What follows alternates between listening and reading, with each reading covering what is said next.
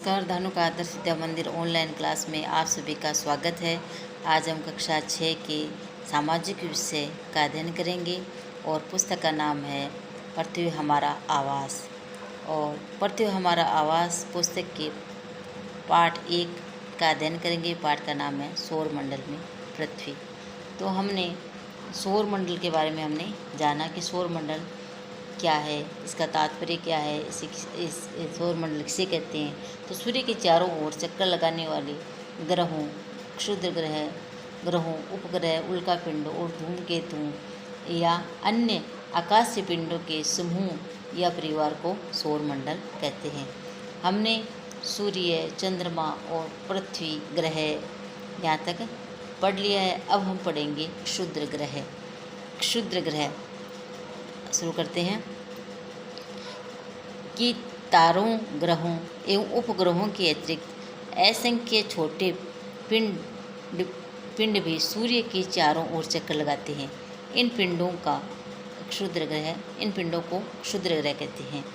ये मंगल एवं बृहस्पति की कक्षाओं के बीच पाए जाते हैं और वैज्ञानिकों के अनुसार क्षुद्र ग्रह के ही भाग होते हैं जो कि बहुत वर्ष पहले विस्फोट के बाद ग्रहों से टूटकर अलग हो गई। तो हमारा प्रश्न यह बना कि क्षुद्र ग्रह क्या है। क्षुद्र ग्रह क्या है? ये है क्षुद्र ग्रह कि तारों, ग्रहों एवं उपग्रहों के अतिरिक्त असंख्य छोटे पिंड भी सूर्य के चारों ओर चक्कर लगाते हैं।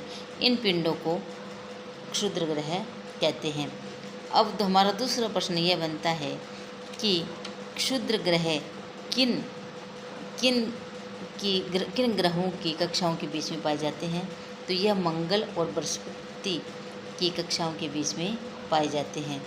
अब अगला प्रश्न यह बनता है कि क्षुद्र ग्रह के ही भाग होते हैं। किसके भाग होते हैं?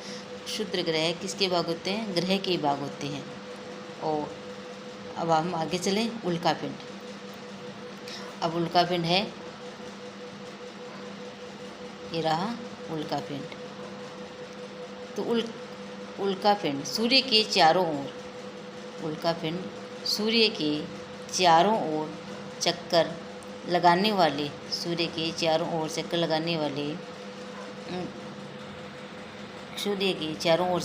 वाले पत्थरों के छोटे छोटे टुकड़ों को उल्कापिंड कहते हैं। और कभी कभी ये उल्कापिंड पृथ्वी के इतने नज़दीक आ जाते हैं कि इनकी प्रवृत्ति पृथ्वी पर गिरने की होती है। और इस प्रक्रिया के दौरान वायु के साथ घर्षण होने के कारण ये गर्म होकर जल जाते हैं। फलस्वरूप चमकदार प्रकाश उत्पन्न होता है। कभी कभी कोई उल्का पूरी तरह जले बिना पृथ्वी पर गिरती है और जिससे धरातल पर गड्ढे बन जाते हैं। तो हमारा प्रश्न ये बनता है कि उल्कापिंड क्या है। तो उल्कापिंड ये है कि सूर्य के चारों ओर चक्कर लगाने वाले पत्थरों के छोटे छोटे टुकड़ों को उल्कापिंड कहते हैं। और ये उल्कापिंड पृथ्वी के कभी कभी ये बहुत नज़दीक आ जाते हैं। और इनकी प्रवृत्ति क्या होती है? ये पृथ्वी पर गिरने की होती है। और ये वायु के साथ घर्षण होने के कारण ये गर्म होकर जल जाते हैं। ये वायु के साथ घर्षण होने के कारण ये गर्म होकर जल जाते हैं और ये चमकदार प्रकाश उत्पन्न होता है। इससे क्या होता है? चमकदार प्रकाश उत्पन्न होता है। और कभी कभी कोई उल्कापिंड पूरी तरह नहीं जलता है और बिना जले हुए पृथ्वी पर गिरता है तो पृथ्वी पर धरातल पर क्या होता है? गड्ढे बन जाते हैं। अब हम आगे चले। क्या आपने तारों वाले खुले आकाश में और एक ओर से दूसरी ओर तक फैली हुई चौड़ी पट्टी की तरह एक चमकदार रास्ते को देखा है? और यह लाखों का समूह है और यह पट्टी आकाशगंगा या मिल्की वे मतलब दुग्ध मेखला कहलाती है। तो क्या है कि आकाशगंगा किसे कहा है कि यह लाखों तारों का समूह है। आकाशगंगा क्या है? लाखों तारों का समूह है और यह एक ओर से दूसरी ओर तक फैली हुई यह एक आकाश में यह है एक ओर से दूसरी ओर फैली हुई चौड़ी सफ़ेद चौड़ी पट्टी की तरह है एक चमकदार रास्ता है।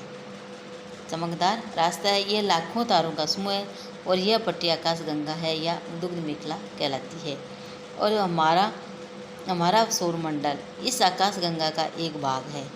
और प्राचीन भारत में इसकी कल्पना आकाश में और प्रकाश की एक बहती नदी से की गई थी कि हमारा सौरमंडल क्या है, आकाश गंगा का ही एक भाग है। तो हम प्रश्न ये बना कि हमारा सौरमंडल किसका एक भाग है, आकाश गंगा का एक भाग है। और प्राचीन भारत में इसकी कल्पना आकाश में प्रकाश की एक बहती नदी से की गई है। तो प्राचीन काल में इसकी कल्पना किससे की गई है, प्रकाश की बहती एक नदी से की गई है। इस प्रकार इसका नाम आकाश गंगा पड़ा। आकाश गंगा करोड़ों तारों, बादलों तथा गैसों की एक प्रणाली है और इस प्रकार की लाखों आकाश गंगाएं मिलकर ब्रह्मांड का निर्माण करती है। कि क्या प्रश्न, तो प्रश्न ये बनता है कि ब्रह्मांड का निर्माण कैसे होता है। तो ब्रह्मांड का निर्माण ऐसे होता है कि ये रहा कि इस प्रकार लाखों आकाश गंगाएं मिलकर ब्रह्मांड का निर्माण करती है। ब्रह्मांड की विशालता की कल्पना करना अत्यधिक कठिन है। वैज्ञानिक अभी भी इसके बारे में अधिक से अधिक जानकारी एकत्र करने में जुटे हैं। इसके आकार के संबंध में हमें कोई जानकारी नहीं है और लेकिन फिर भी हम जानते हैं कि हम सभी इसी ब्रह्मांड का हिस्सा है। हम तो वैज्ञानिक अभी भी इसके बारे में अधिक से अधिक कोई जानकारी एकत्र करने में जुटे हैं और कोई इसके आकार के संबंध में हमें कोई जानकारी नहीं है और हम सभी ब्रह्मांड का एक क्या है, हिस्सा है। ये देखो, ये ब्रह्मांड है, पृथ्वी, सौरमंडल, आकाश गंगा और ब्रह्मांड। अब हम आगे चलें तो अभ्यास प्रश्न है कि निम्नलिखित प्रश्नों के उत्तर संक्षेप में दीजिए। ग्रह और तारों में क्या अंतर है। ग्रह और तारों में क्या अंतर है। सौरमंडल से आप क्या समझते हैं।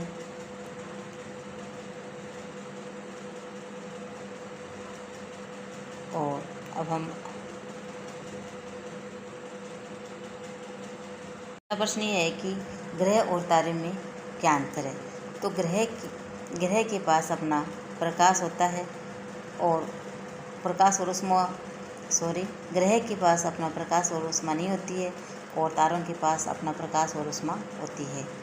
ग्रह सामान्यतः तारे से छोटा होता है और सामान्य रूप से तारा ग्रह से काफ़ी बड़ा होता है। अब अगला प्रश्न है सौरमंडल से आप क्या समझते हैं कि सूर्य 8 ग्रह, उपग्रह तथा कुछ अन्य खगोलीय पिंड से मिलकर सौरमंडल का निर्माण करते हैं। इसे हम सौर परिवार का नाम देते हैं और सूर्य सौरमंडल के मध्य में स्थित होता है और ग्रह अपनी निश्चित कक्षा में सूर्य का चक्कर लगाते हैं और उपग्रह ग्रहों की परिक्रमा करते हैं। अब आगे है कि अगला प्रश्न है कि सौरमंडल में 8 कितने ग्रह हैं और सूर्य से दूरी के अनुसार है कि बुध, शुक्र, पृथ्वी और मंगल, बृहस्पति, शनि, यूरेनस और नेपच्यून।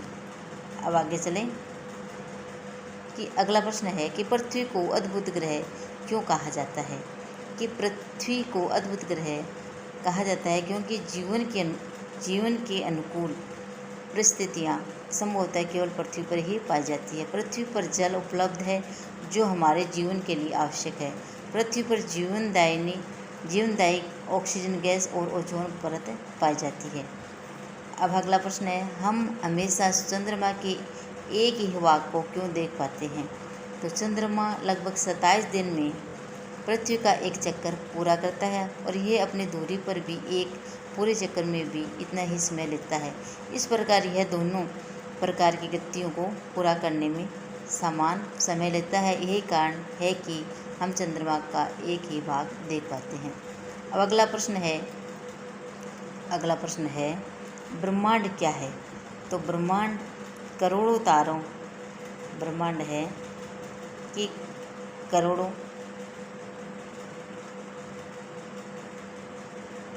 ब्रह्मांड क्या है? तो ब्रह्मांड है करोड़ों तारों, बादलों तथा गैसों की एक प्रणाली आकाशगंगा है। और इसी प्रकार की आकाशगंगा मिलकर क्या है कि आकाशगंगाएं मिलकर ब्रह्मांड का निर्माण करते हैं। और ब्रह्मांड की विशालता की कल्पना अत्यधिक कठिन है। हम सभी इसी ब्रह्मांड का हिस्सा है। प्रश्न ये बना कि हमें ब्रह्मांड क्या हो गया? ब्रह्मांड का। अब है सही उत्तर को चिन्हित कीजिए।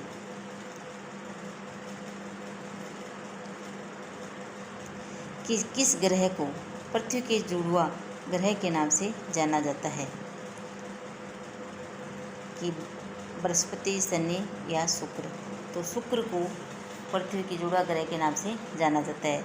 सूर्य से तीसरा सबसे नज़दीक ग्रह कौन सा है? सूर्य से सबसे नज़दीक का ग्रह है पृथ्वी। अब आगे चलें।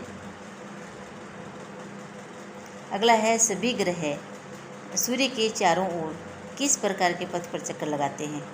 तो ये चक्कर लगाते हैं दीर्घवृत्ताकार। और ध्रुव तारे से किस दिशा का ज्ञान होता है? उत्तर दिशा का। क्षुद्र ग्रह किन कक्षाओं के बीच में पाए जाते हैं? मंगल और बृहस्पति की कक्षाओं के बीच में पाए जाते हैं। अब अगला प्रश्न है कि खालिस्तान भरें का एक समूह है, रेगिस्तान का एक समूह है जो विभिन्न प्रतिरूपों का निर्माण करता है उसे। कि तारों का एक समूह है जो विभिन्न प्रतिरूपों का निर्माण करता है उसे तारामंडल कहते हैं। अब अगला है कि तारों की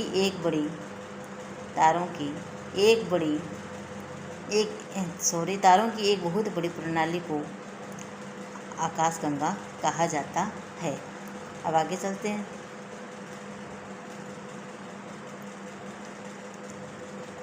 अगला प्रश्न है कि रेगिस्तान पृथ्वी के सबसे करीब है। कि चंद्रमा पृथ्वी के सबसे करीब है। और रेगिस्तान सूर्य से तीसरा सबसे नज़दीक ग्रह है। कि पृथ्वी सूर्य से तीसरा सबसे नज़दीक ग्रह है। ग्रहों के पास, अगला है प्रश्न है, ग्रहों के पास अपनी ऊष्मा तथा प्रकाश नहीं होती है। ये उत्तर है, देख लें। आज बस इतना ही।